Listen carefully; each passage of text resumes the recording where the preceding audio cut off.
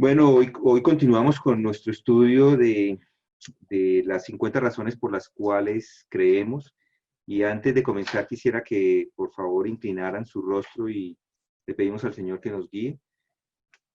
Padre, Dios Todopoderoso, Dios y Señor de cielo y tierra, hoy venimos a ti a que nos hables por medio de este estudio, que nos ayudes a tener esa fe fundamentada en lo que es verdad y nos ayudes no solamente a afirmar la fe en nuestro corazón, sino en el momento que sea necesario a poder proclamarla con toda la pasión, con todo nuestro corazón, y que lo hagamos para la gloria y honra de aquel que vino y murió en la cruz, que es tu Hijo Jesucristo.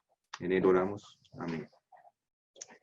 Entonces, este estudio que iniciamos la semana pasada y que es para todos, yo creo, una oportunidad para reafirmar la fe. El hecho de que lo hagamos así es, creo, la mejor manera, ir a las escrituras y hablar de ello. No somos científicos, ni pretendo ni serlo, ni esperaría que ninguno de ustedes lo fueran, hablando de las cosas que son, por ejemplo, la creación, y en la creación hay muchas cosas de las que uno podría llegar a decir, pero enfrentarnos con una persona que es un experto, por ejemplo, en temas de ciencia o científicos que son capaces de argumentar en contra del origen. A mí me parece que no es ahí donde nosotros debemos empezar nuestra discusión, eh, siempre nuestra discusión o nuestra presentación del Evangelio no es ahí. No es si Dios creó los cielos y la tierra en 6 días y descansó en el séptimo, o si fue creado todo en ese día y le puso el nombre a todos los animales en un solo día, Adán, que nos parece como increíble, porque eran demasiados animales, igual él los nombró a todos. Entonces, en esa área, yo no creo que sea sano que nos enfoquemos en nuestra presentación del Evangelio. Siempre la presentación del Evangelio se basa en la verdad de la palabra de Dios. De ahí arrancamos. Ese es el punto de partida. Es por eso que las personas no pueden argumentar con nosotros, en el sentido de que siempre vamos a ir a la palabra de Dios, porque ese es nuestro fundamento.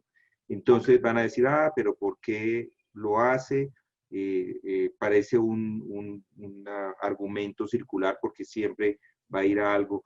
Y de hecho vamos a hablar inclusive de eso las próximas semanas. Vamos a hablar de la veracidad de la palabra de Dios, y esa veracidad se va a unir a estos principios que estamos estudiando acerca de por qué creemos en Dios. Entonces, hablamos de que vamos a hacer 10 principios de por qué creemos en Dios, 20 principios de por qué creemos en la palabra de Dios y 20 principios de por qué creemos en Jesucristo. Y la suma de todo eso va a ser una base para todos nosotros de cómo podemos no solamente cimentar nuestra fe en la verdad, sino también poder de alguna forma defender nuestra fe en el momento que sea necesaria o que nos pidan. Entonces, con esto en mente, hoy empezamos el principio número 5, o la razón 5 por la cual creemos en Dios.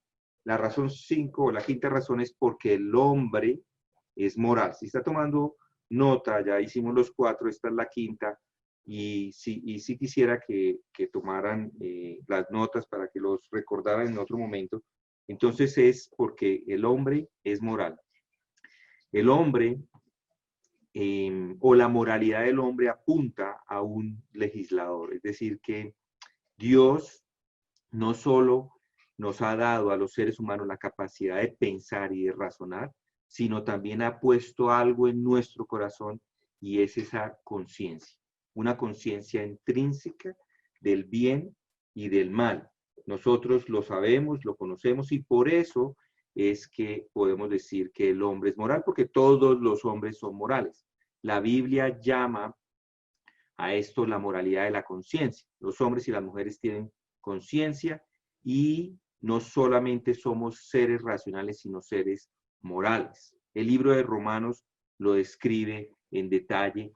nos dice que Él ha puesto las tablas, y lo vamos a leer en Romanos 2.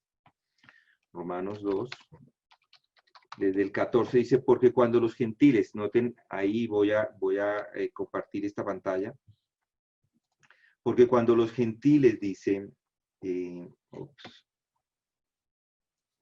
a ver.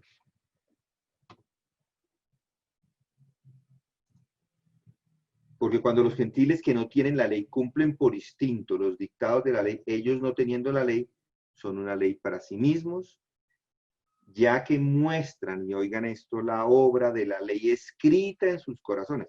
Ahí no está hablando de creyentes, está hablando de gentiles. Es decir, ellos tienen la ley escrita en sus corazones, su conciencia da testimonio y sus pensamientos los acusan. Sus pensamientos los acusan unas veces y otras veces los defienden. Entonces, eso nos ayuda a saber que todos los seres son morales, todos conocen acerca de esto.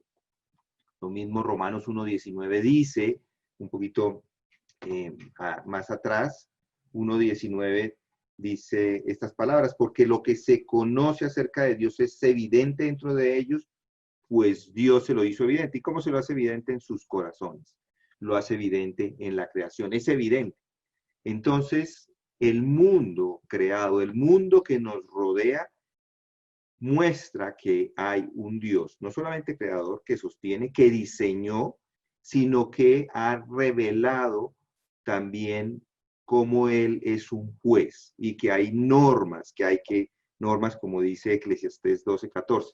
Por esto es que cada hombre, cada uno de los hombres tiene la conciencia y en cada uno está, por ejemplo, el amor, por ejemplo, la justicia, la santidad, y todos estos constituyen como dones superiores, digámoslo así.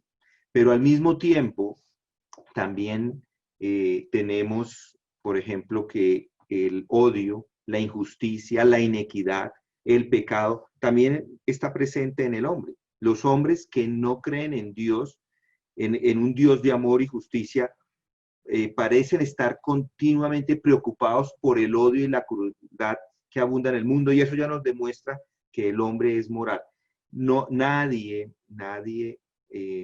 bueno, o pongámoslo de esta forma, piensen que hoy día hay pecados que son aceptados, ¿cierto? Hay pecados como el homosexualismo, el adulterio, inclusive en algunas regiones de nuestro país, es aceptado.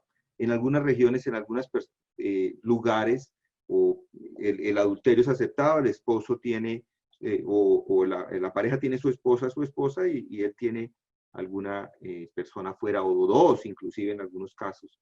Y a veces lo aceptan y así viven por todos los años y nadie dice nada, inclusive algunos se lo celebran. Pero hablemos, por ejemplo, de la pederastia, que es cuando los curas toman niños para relaciones, o la pedofilia, que es cuando personas mayores toman a niños también para estas relaciones. No hay nadie hoy día, casi podríamos decirlo, que estaría de acuerdo con estas dos aberraciones o bestialismo, cosas de eso. Las personas van a decir, ¿cómo? ¿Pero cómo se le ocurrió? Entonces, y eso lo haría un ateo, por ejemplo, o cualquier persona iría en contra de esto.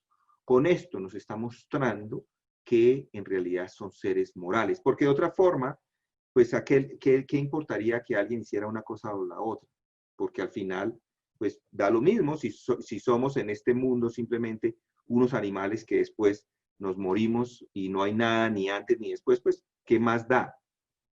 Pero la conciencia moral de Dios ha entrado en el corazón y ha hecho ese entendimiento. Hay ese entendimiento tanto de ateos como de creyentes, por supuesto. Los creyentes no solamente tienen esa conciencia, sino que la van alimentando a través de las escrituras. Por ejemplo, cuando sentimos culpa, cuando violamos una ley, eso simplemente es la conciencia. Si usted se pasó el semáforo en rojo, dijo, oh, está bien, no hay problema, podemos pasárnoslo, o inclusive se pasa el semáforo en rojo cuando el hecho de caminar tiene que esperar, o para caminar como peatón tiene que esperar el semáforo en verde, igual se lo pasa. Si se lo pasa es porque su conciencia ya no funciona. Ha pensado que ya, ¿qué más da? Yo igual me lo paso. Pero la regla es que no lo haga. En ningún lado dice no lo haga o mire para un lado y si hay opción de pasar, pues pase con cuidado. Eso sucede, por ejemplo, en los semáforos en otros países, en Canadá o Estados Unidos, en el semáforo en rojo se puede girar a la derecha. Uno está permitido, pero por todas partes dice con cuidado. Entonces, uno podría en un semáforo en rojo seguir a la derecha o girar inclusive a la izquierda. Si está en verde, hay giros a la izquierda, pero son regulaciones que están ahí dadas para poderlo hacer. Aquí nosotros no tenemos esas regulaciones, debemos entonces cumplirlas. ¿Y por qué las violamos? O cuando las violamos nos sentimos culpables porque la conciencia que está en nuestro corazón así nos lo dice. Eso es lo que es la conciencia. Está dentro de nuestros corazones y no solamente dentro de nuestros, sino de todo el mundo. Eso es claro. Todo el mundo está de acuerdo que hay moralidades inclusive mejores que otras. Y la ley moral de Dios es universal y la conciencia ha sido puesta en todos nosotros. Entonces sí hay moralidades, la gente entiende que hay moralidades. Hay unos que ven, por ejemplo, que pasarse un semáforo en rojo no es problema, pero ven mal robar o asesinar a una persona o mentir. Entonces hay unos diferentes niveles de moralidad. Hay diferentes niveles o la gente entiende mejor cómo amar o cómo mostrar bondad. Es decir, que todo esto nos muestra que hay una ley moral en el corazón. Dice un hombre, dice un teólogo, dice, sin ningún conjunto de ideas morales fuera más verdadero o mejor que cualquier otro, no tendría sentido preferir la ley moral civilizada a la moral salvaje o a la moral cristiana, a la moral nazi. Los nazis tenían una moralidad de acuerdo a lo que ellos creían, pero eso no quiere decir que eso está correcto. Si nosotros nos vamos a las escrituras nos muestran la ley moral universal. El cristianismo bíblico no solamente articula las normas éticas comunes que trascienden la cultura, sino que también explica el origen de la conciencia moral en los hombres. Eso es importante.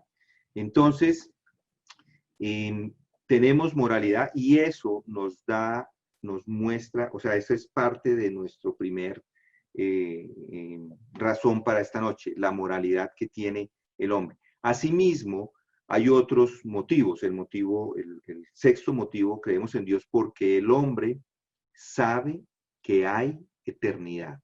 El hombre sabe que hay eternidad. Todos los hombres saben que hay eternidad. Además de esa conciencia moral innata que está en el corazón del hombre, Dios también ha puesto un sentido de lo eterno dentro de todos los hombres. Los seres humanos, a diferencia de los animales, son capaces de pensar. No solo de hacer cosas para subsistir, pero pensar. Mi perro, por ejemplo, el Toto, no entiende esto. Él solamente sigue los instintos. Él no piensa en su eternidad, por ejemplo.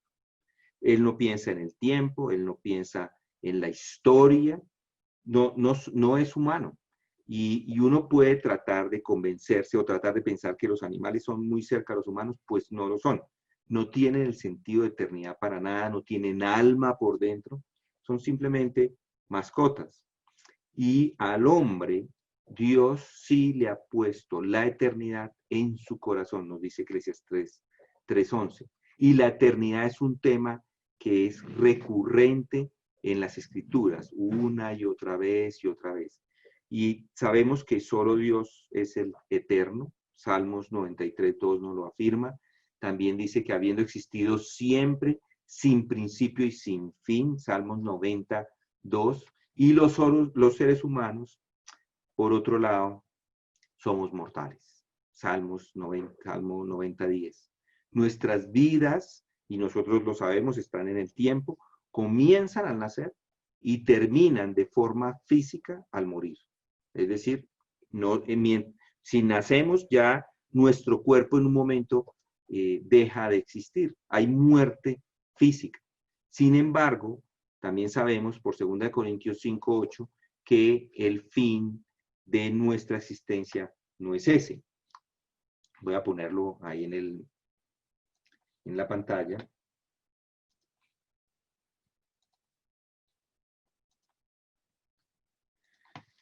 Segunda de Corintios 5:8. Pero cobramos ánimo y preferimos más bien estar ausentes del cuerpo y habitar con el Señor. Esto nos está llevando a mostrarnos que somos hombres que vamos a estar después en el cielo o en el lugar donde se encuentra nuestro Dios. Debido a que Dios nos ha creado con alma, seguiremos viviendo para siempre. Y la Biblia dice que un día Dios nos dará nuevos cuerpos resucitados, que a diferencia del cuerpo que tenemos ahora, que se corrompe, ese cuerpo durará eternamente. Después de la muerte, los seres humanos van a 2 lugares, dependiendo de cómo respondan en la vida a la presentación de Jesucristo. Eso nos lo dice Hebreos 9, 27 y 28. Aquellos que abracen a Cristo con la fe salvadora vivirán para siempre en la presencia de Dios, por ese sacrificio que Jesucristo hizo en la cruz. Pero los que han rechazado a Jesucristo se van a enfrentar a las consecuencias de su pecado, nos lo dice Mateo 25, 46. Ellos se han rebelado contra el Dios eterno y han rechazado su oferta de salvación. Por lo tanto, van a recibir el castigo eterno que merecen con toda razón, y eso nos habla Apocalipsis 20 en adelante, del 11 al 15. Mis hermanos, la vida después de la muerte es una realidad. Es una realidad. La Biblia presupone que los hombres conocen esto, que saben esto. Y algunos ateos han tratado de negar que hay vida después de la muerte, pero en realidad son la minoría. Casi que si uno se pone a hacer un análisis de todas las sociedades donde el cristianismo, otras religiones principales han estado ausentes, así han estado ausentes, por ejemplo, en sociedades como la India, China, que han sido hasta ahora alcanzadas por el cristianismo, o en momentos han sido alcanzadas, pero hay porciones de esos países que nunca han sabido acerca del cristianismo, no han conocido el cristianismo. Ellos también entienden que hay eternidad. Es decir, que Dios ha puesto en el corazón de estas personas la eternidad. Un hombre, Paul Little, dice, la investigación antropológica ha indicado que existe una creencia universal en Dios entre los pueblos más remotos que existen en la actualidad. Eso nos muestra, eso es un testimonio para todos nosotros. Esto nos demuestra que Dios existe, porque ciertamente nos está diciendo o nos dice lo que la Biblia afirma en Romanos 1:19, y lo vamos a hacer una lectura rápida. Ya lo hemos leído en otras ocasiones, pero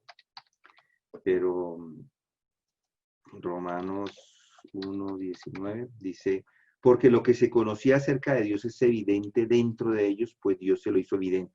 Y noten el 20, porque desde la creación del mundo, sus atributos invisibles, su eterno poder y divinidad se han visto con toda claridad, siendo entendidos por medio de lo creado, de manera que no tienen excusa. Las personas lo saben, mis hermanos, y son muy pocos los que negarían una vida después de la muerte. Si la eternidad está escrita en el corazón de los hombres, esperaríamos que la gran mayoría de los hombres a lo largo de la historia y de toda la cultura reconozcan y afirmen esa creencia, y eso es exactamente lo que nos encontramos en la historia. Es decir, que las personas conocen de la eternidad. Entonces ya tenemos 2 principios hoy. El quinto principio, o el sexto principio, que es la eternidad, y el quinto principio, que es la moralidad de eternidad. El otro motivo por el cual creemos en Dios es porque la vida sin Dios es una vida sin sentido. Sin sentido. En un mundo sin Dios, los hombres y las mujeres no son más que un resultado de la mutación, de el azar, no son más que el resultado biológico de esto. Y eso sería muy triste. No tiene sentido. La vida individual no tendría un propósito o un significado si no existiera un Dios. La gente simplemente sería, en ese caso, simplemente el protoplasma que ha evolucionado, que ha crecido con piernas y cerebros y brazos y todo lo que eso conlleva. Entonces, eso en realidad no tiene sentido. La visión bíblica de la vida humana no podría ser más opuesta a eso, porque la Biblia nos dice, nos da el propósito de la vida. Nosotros somos los cuidadores, por ejemplo, de la creación. Nosotros somos los que protegemos la creación de Dios. Los seres humanos fueron creados para amar a Dios, para vivir para Él, para disfrutar de la comunión con Él para siempre. Y eso tiene propósito. Pero sin embargo, como el mundo está lleno de pecado, Dios todavía o ellos todavía piensan, digamos, todo el hombre en pecado todavía puede irse por esos pensamientos donde el hombre simplemente es el resultado de la biología. Pero Dios todavía le ha dado a los hombres y a las mujeres, a pesar de ese pecado, le ha dado la oportunidad de tener una relación correcta con Él, reconciliarse con Él por medio de Jesucristo. Miren, segunda de Corintios.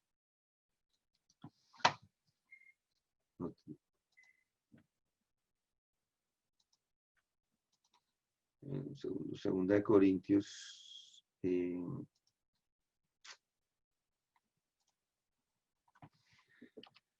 Segunda de Corintios. A ver, ¿dónde está? Segunda de Corintios.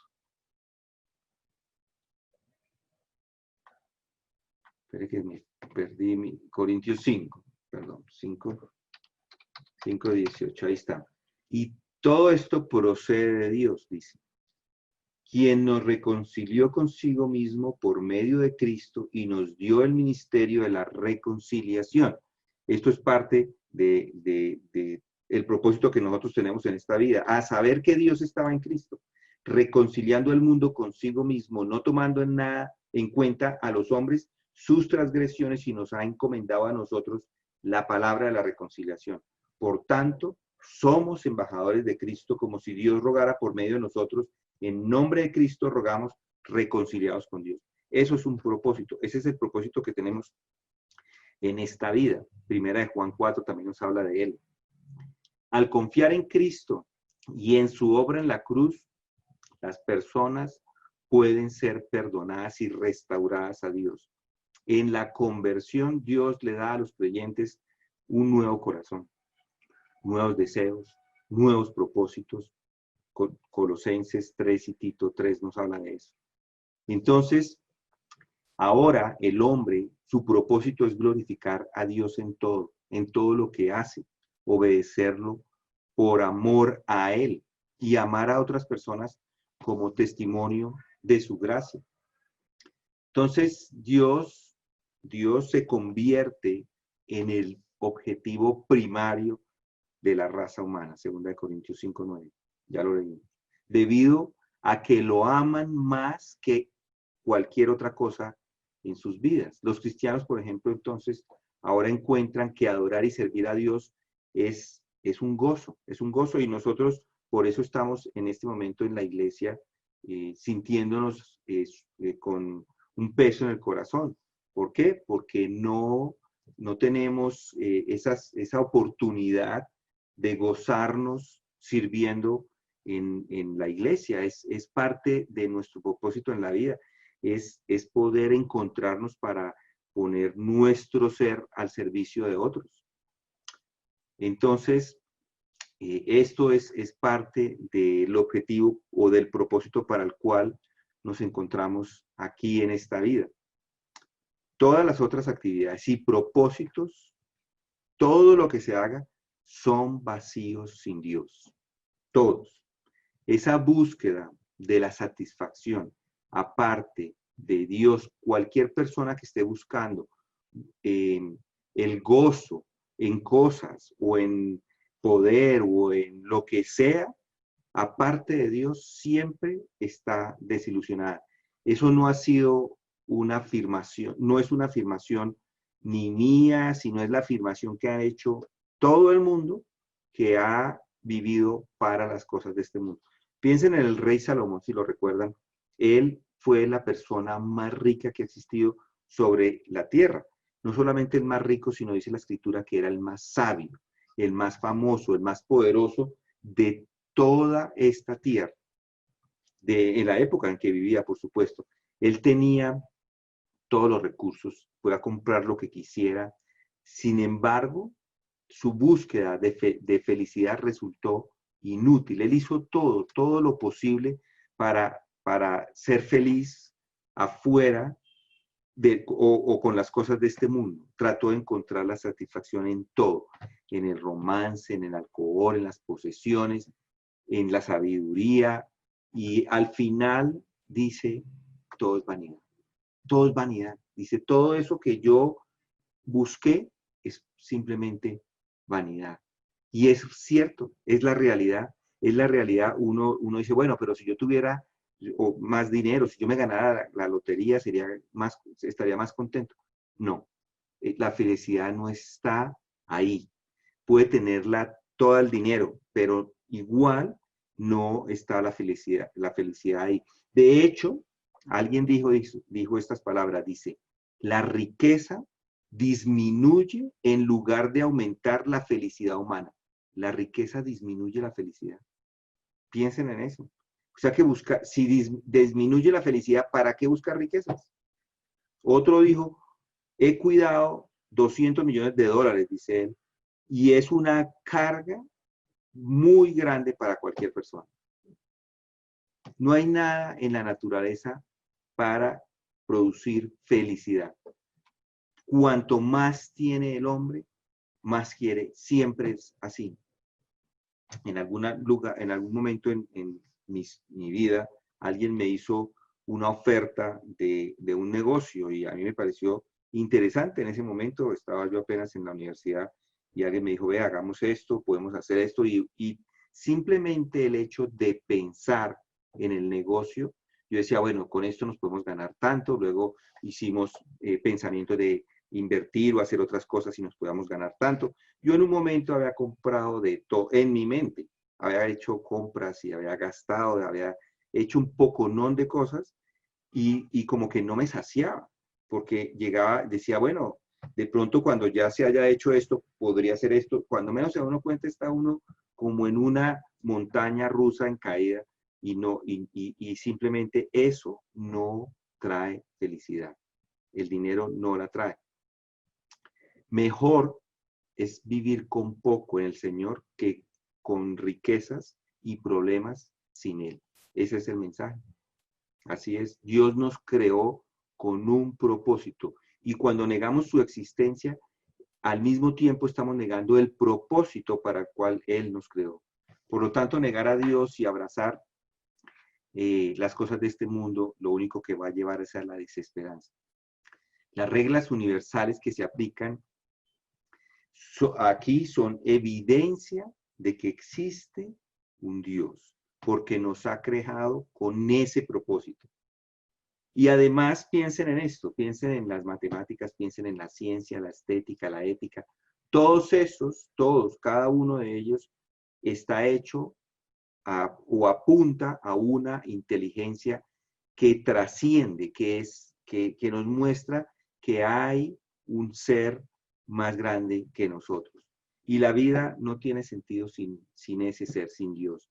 Debemos toda la vida, incluso la vida misma y todo lo que comprende la vida, se vuelve sin sentido si no tenemos a Dios.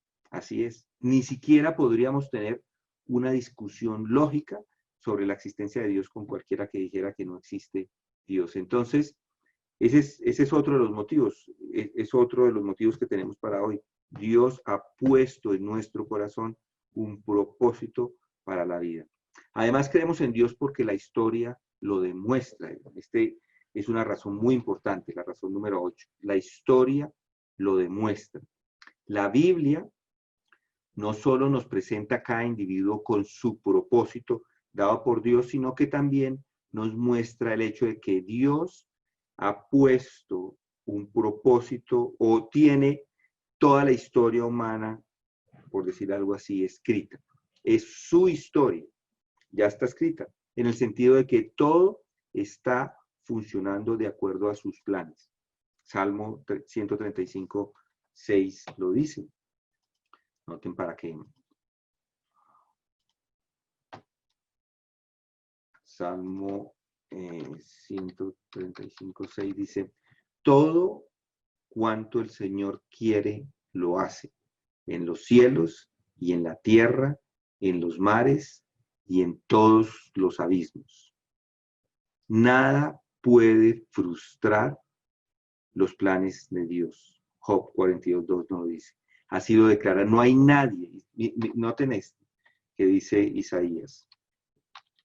Isaías 43:13 dice, aún desde la eternidad yo soy, y no hay nadie, noten eso, no hay nadie quien libre de mi mano. No hay quien libre de mi mano. Yo actúo y quién lo revocará. Impresionante. Todas las cosas en el pasado son hechas por Dios. Y noten este otro de el mismo Isaías 46:9. Dice, acordaos de las cosas anteriores ya pasadas. Todo el pasado es de Él. Porque yo soy Dios y no hay otro. Yo soy Dios y no hay ninguno como yo, que declaro el fin desde el principio y desde la eternidad lo que ha sido hecho. Yo digo, mi propósito será establecido y todo lo que quiero realizaré. Así es. Él ha hecho todo. Él ha nombrado los tiempos, determinado los tiempos, los límites de las naciones, hasta dónde llega cada una. Inclusive recuerden, por ejemplo, Israel, él le dio exactamente los límites de cómo debería ser. Y de hecho tenemos a Israel ahí, en ese mismo sitio. Podría estar, después de que fueron expulsados, podría estar en Rusia o qué sé yo, pero está ahí, donde Dios le dio la tierra. Así es, Él pone los límites. Él está orquestando toda la historia humana. ¿Y para qué lo hace? Para su gloria. La obra soberana de Dios en la historia se ve con claridad en las profecías. Cuando vemos las profecías, ahí encontramos que todas las profecías se cumplen. Él está en la historia. Todo se ha cumplido. Hay unas que todavía están por cumplirse porque son profecías para el futuro, pero lo que Él profetizó ahora, en ese tiempo, por ejemplo, de personas, se cumplió con el 100% del éxito. Es decir, la profecía bíblica es 100%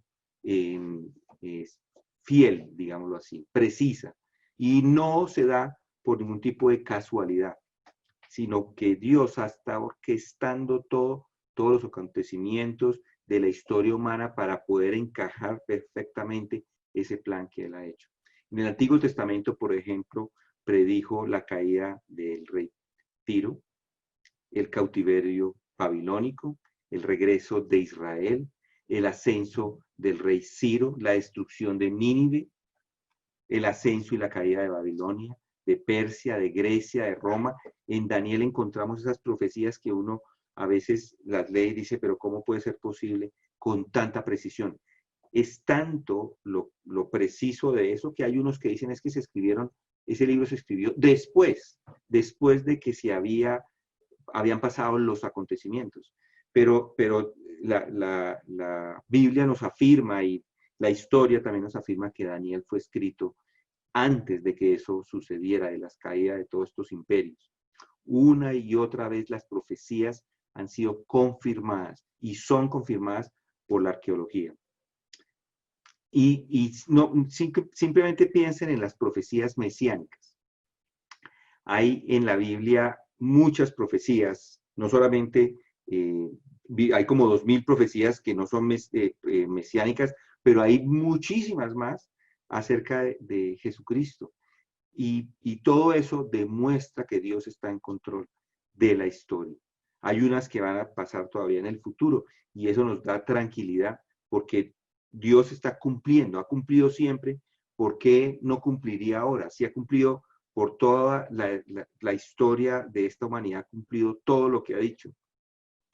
Todas esas evidencias nos confirman que podemos creer en Dios. Inclusive, piensen en Jesucristo. Antes de que Él naciera, se predijo que era de la descendencia de Abraham. Recuerden cómo se cuidó esa descendencia de la tribu de Judá, de la línea de David, y cómo se cuidó esa descendencia hasta el día que Él vino.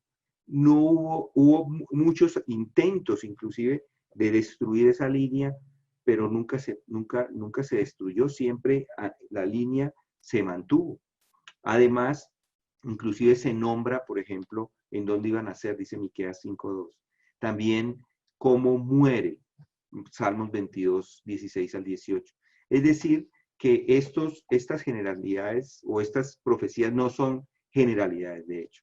No son generalidades como algún psíquico que dice, no, nosotros hemos estado en algunos momentos hablando entre hermanos y diciendo o mencionando lo que las profecías que la gente da hoy en algunas iglesias. Y dice, aquí hay una mujer que tiene una mala relación en su casa o cosas así y son 400 personas. Habrá alguna que tiene una mala relación, pero eso no es específico. Eso específico son las profecías que nos da la Biblia diciendo quién es Cristo. Y todas esas profecías juntas son imposibles de cumplir al mismo tiempo, casi. Eso, o sea, la probabilidad de que eso se diera es casi imposible si uno lo analiza de forma estadística. Es 10 a la potencia 157. Es una cosa muy bajita que eso se pudiera llegar a dar de esa. Es imposible, digámoslo así. Pero se dio. ¿Por qué se dio? Porque Dios orquestó todo. Jesús cumple no solamente eso, sino más. Él cumple todo antes de que ni siquiera naciera. Entonces, eso nos da la tranquilidad, eso nos da la certeza de que Dios está en la historia. Todo está, Él está en la destrucción. Él conocía, Él predijo la destrucción del templo de Jerusalén por los romanos, la dispersión de los judíos en las naciones, la persecución de los judíos por toda la historia, el regreso de los judíos a la tierra de Israel. Casi 2 milenios después de que Roma destruyera Jerusalén, los judíos establecen una nación y esa nación es Israel. Esto es imposible de creer. Es imposible de creer cómo que Israel otra vez se vuelve nación después de que estaban todos dispersos. Ese regreso de Israel nos remuestra que Dios cumple y que está en la historia. Eso nos muestra. Además, todo esto está hecho con el propósito y en el calendario divino de Dios. Él tiene su calendario. La historia no es una suma de eventos casuales, ordenados. No. Es en realidad una historia organizada por el mismo Dios, de tal manera que con un diseño perfecto, deliberado inclusive, Él nos muestra con esto que Él es el Dios de la historia.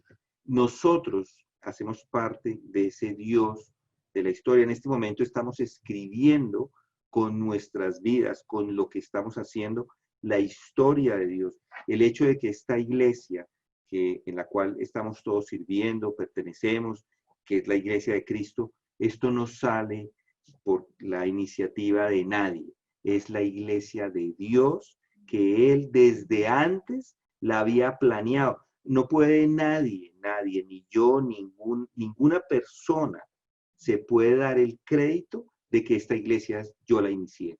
No, yo dije alguna vez, algún hombre vino y empezó, pero ese ni siquiera fue su idea. Es Dios orquestando todo para que exista la iglesia en este momento en donde nosotros todos nos encontramos para servir. Qué maravilla saber que Dios está haciendo todo a través de la historia y nosotros estamos participando de esa historia y Dios va a hacer con esta iglesia y con los hombres y mujeres que estamos aquí sirviendo, de alguna forma va a ser lo que a Él le parece en la historia. Qué gozo saber que tenemos un propósito en esta vida y que ese propósito está inmerso o está metido en la historia. Qué alegría, ¿no les da a todos? Creemos también en Dios porque hace milagros. Hace milagros. La Biblia dice que hace milagros, que Él, Dios, ha intervenido en este mundo, ha entrado a este mundo y ha hecho cosas que son sobrenaturales. La Biblia los llama milagros y estos milagros nos dan una evidencia de que Dios existe y participa activamente en su creación. Él no solamente creó el mundo y luego se hizo a un lado, no. Él es un Dios activo y hizo milagros o acciones sobrenaturales en diferentes momentos de la historia. Pensemos en el éxito, en Deuteronomio, por ejemplo.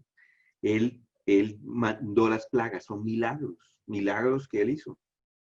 Además, por ejemplo, todo lo que lo sucedió en el Monte Carmelo con Elías, lo que sucede con Eliseo después, el ministerio de Jesús. El ministerio de Jesús estuvo plagado de milagros. Todas esas obras maravillosas son razones para reconocer su poder, para adorarlo, para afirmar quién es nuestro gran Dios. Los milagros, por definición, son acontecimientos extraordinarios y sobrenaturales. Y no requieren explicaciones naturales, no se pueden explicar. ¿Cómo así que venía el pueblo de Israel y se abrió el mar y pasaron por tierra seca? Eso es un milagro. El mar no se abre normalmente. El mar está siempre ahí. Y pasar por tierra seca, tampoco. Piensen si por un motivo, digamos, algunos dicen que fue que llegó un viento y entonces generó esas montañas o esas paredes de agua y las personas pasaban por ahí. Pero si hubiera sido un viento, o de pronto si fue el viento, pero es que Dios lo estaba mandando. Pero el punto es, a lo que quiero llegar, es que esa tierra o ese cimiento o esa tierra por donde ellos pasaban debería estar toda húmeda, pero no, pasaron por tierra seca y venían con carrozas, venían todos llenos de cosas. Entonces, eso es un milagro. Nosotros probablemente no vemos milagros en nuestro día. Él no necesita hacer más milagros hoy día porque nos dejó las escrituras y con ellas nosotros podemos ver quién es Él, entender quién es Él, que es un Dios que hace milagros, que cada vez que Él hizo esos milagros, nos demostró o los hizo por varias razones. Los hizo para demostrar que la palabra de Dios o lo que se decía era verdad. Por eso nos lo muestra. Dios nos describe en las escrituras todos esos milagros y eso deben ser aceptados como verdaderos. Todos esos milagros están ahí, descritos en la palabra de Dios y como nosotros creemos en ella, pues simplemente los aceptamos. Segundo, además que Jesucristo, el Hijo de Dios, hizo esos milagros. Entonces podemos confiar en las afirmaciones sobrenaturales que existen en el Antiguo Testamento, porque el mismo Hijo de Dios inclusive confirmó todo haciendo los milagros, confirmó la palabra de Dios haciendo todos esos milagros. Piensen en los testigos que vieron los milagros. Nosotros no podemos verlos. Bueno, ahora les voy a hablar de uno que pronto sí lo podemos todavía presenciar, pero Piensen en los testigos oculares de esos milagros, las personas que estuvieron con Jesús, los discípulos. Estas personas no eran unos locos, ni eran personas salidas por allá.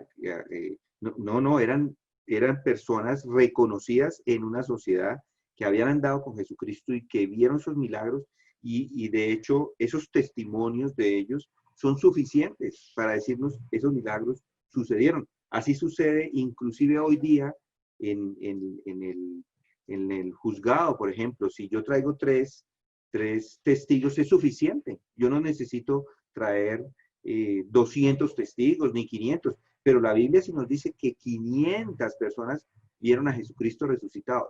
El milagro de la resurrección, 500 personas.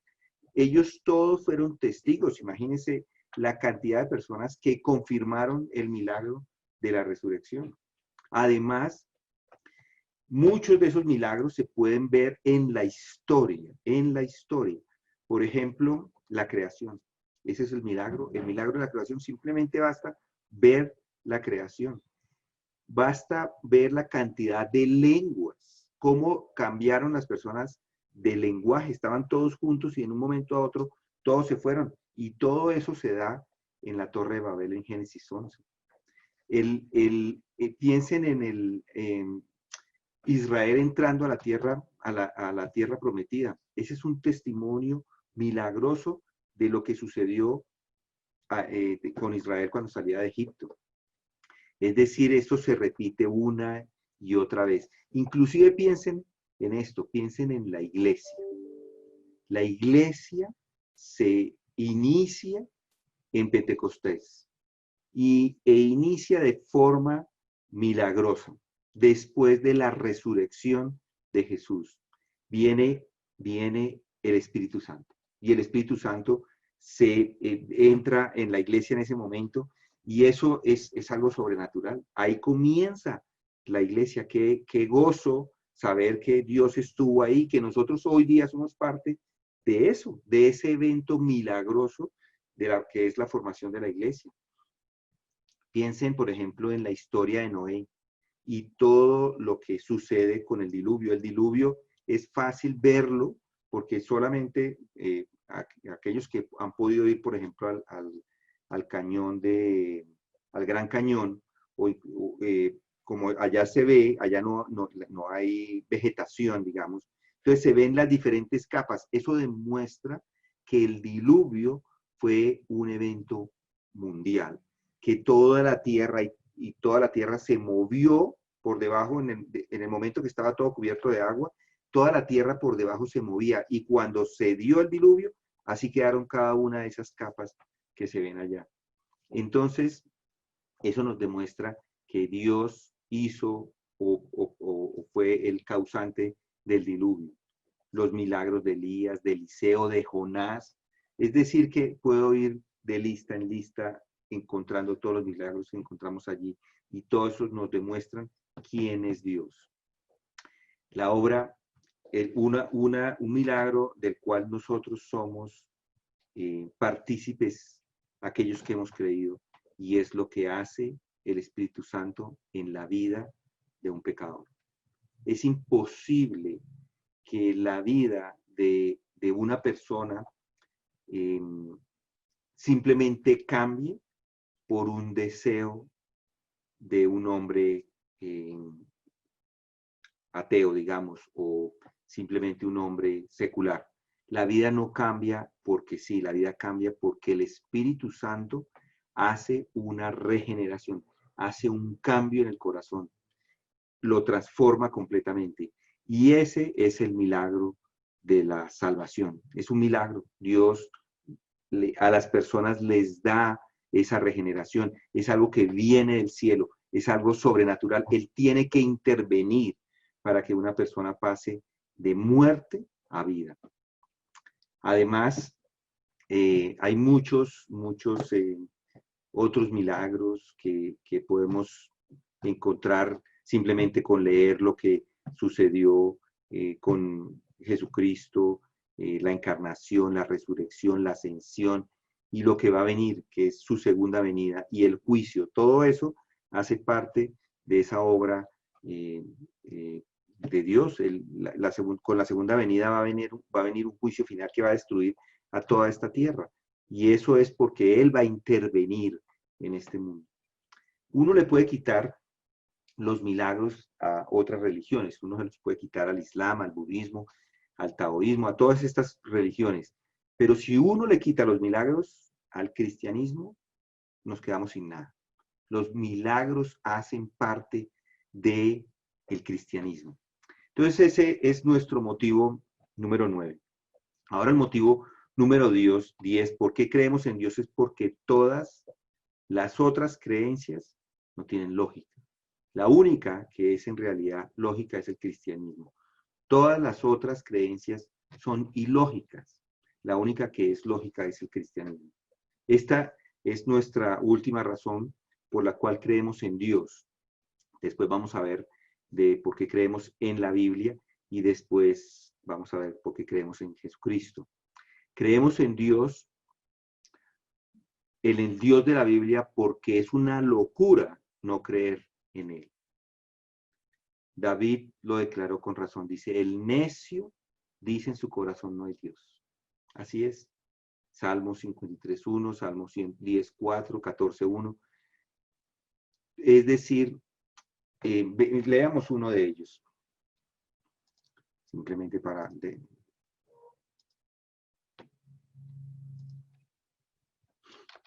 Salmo 53.1.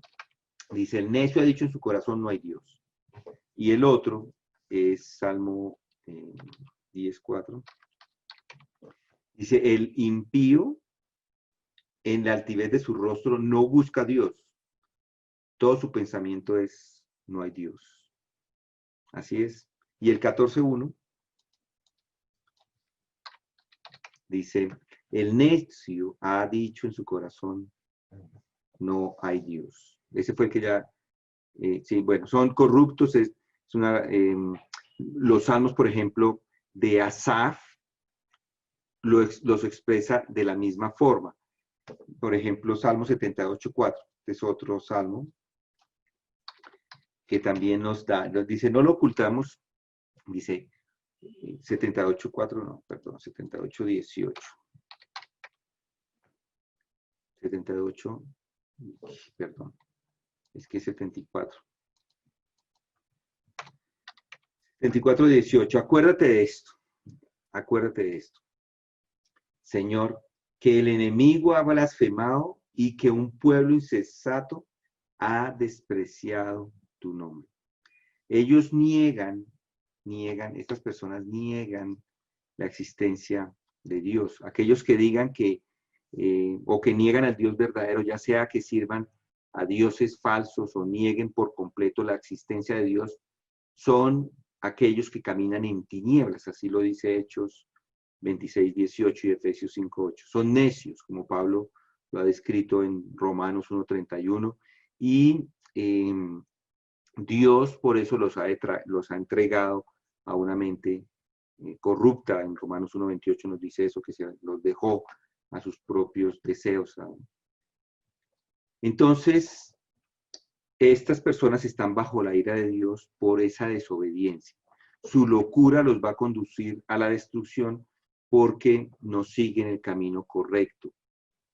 Al final es ese camino que ellos siguen, es un camino de muerte. La verdadera sabiduría comienza con la creencia en el Dios verdadero.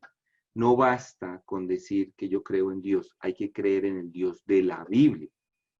No es que el Dios de Alá, el Dios Alá o el Dios, otros dioses, que todo el mundo estamos en el mismo lugar. Eso no es cierto. Solo hay un Dios y ese Dios es un Dios celoso y es el Dios que encontramos en las Escrituras. Y el temor de este Dios es el conocimiento. Eso escribe Salomón en Proverbios. Más tarde lo dice, el temor del comienzo, el temor del Señor es el comienzo de la sabiduría. Así es. Esto no quiere decir que los no cristianos no puedan saber nada, pero nunca entenderán el verdadero propósito y significado de la vida. Profesan ser sabios, pero en realidad se están haciendo necios. Creen que pueden encontrar la felicidad y el éxito sin reconocer al Creador, pero al final van a descubrir que toda la vida está vacía sin Él. Muchos en su lecho de muerte, a pesar de que fueron ateos toda la vida, en su lecho de muerte dicen, existía Dios, yo simplemente no lo quise aceptar. Y todos esos otros dioses no son más que inventos del demonio, inventos de la imaginación, no son reales. Son dioses de madera que no sirven ni hacen nada. Si recuerdan lo que sucedió en el Monte Carmelo, que lo mencioné antes, cuando vinieron todos esos profetas falsos y empezaron a invocar a sus dioses no se movieron, no pasó nada. Pero cuando Elías invoca a su Dios, ese fuego del cielo viene y quema no solamente la ofrenda, sino todo lo que estaba ahí lleno de agua. Ahí vemos que ese es un Dios verdadero y es un Dios en el cual podemos confiar. Todos los otros son simplemente inventos.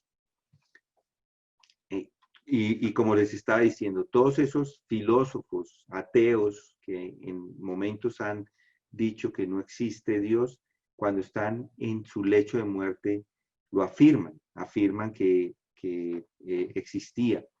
Entonces, con esto quiero que meditemos, que nos ayude a afirmar nuestra fe, que Dios es genuino, que es coherente, que todo lo que sabemos de Él nos corrobora nuestra creencia, que en realidad hemos creído en el Dios verdadero, que no se contradice de ninguna forma, que tiene todo lo que Él dice, todo lo que Él hace, tiene sentido, que es un Dios de milagros, que hizo el universo, que Él creó a la persona a su imagen y que se ha revelado para nosotros en las Escrituras y que ellas nos dan testimonio de que Él existe y que le podemos conocer, que podemos descansar porque en que Él ha hecho la obra, porque inclusive nuestro corazón ha hecho ese milagro. Yo les confieso, yo no puedo ser cristiano, no podría ser cristiano simplemente por hipocresía, porque estuve muchos años apartado y no hubiera deseado en mi corazón nunca las cosas del Señor, pero Él hizo la obra, cambió mi corazón de una forma que solamente la puedo explicar como el milagro de la salvación. C.S. Lewis dijo que sus intentos inútiles, dijo esto, hablando de los ateos, un hombre no puede disminuir más la gloria de Dios al negarse a adorarlo de lo que un lunático puede apagar el sol quebrantando o garabateando la palabra oscuridad en las paredes de su celda. Eso lo dijo él. Es decir, uno no puede apagar la realidad de que Dios existe.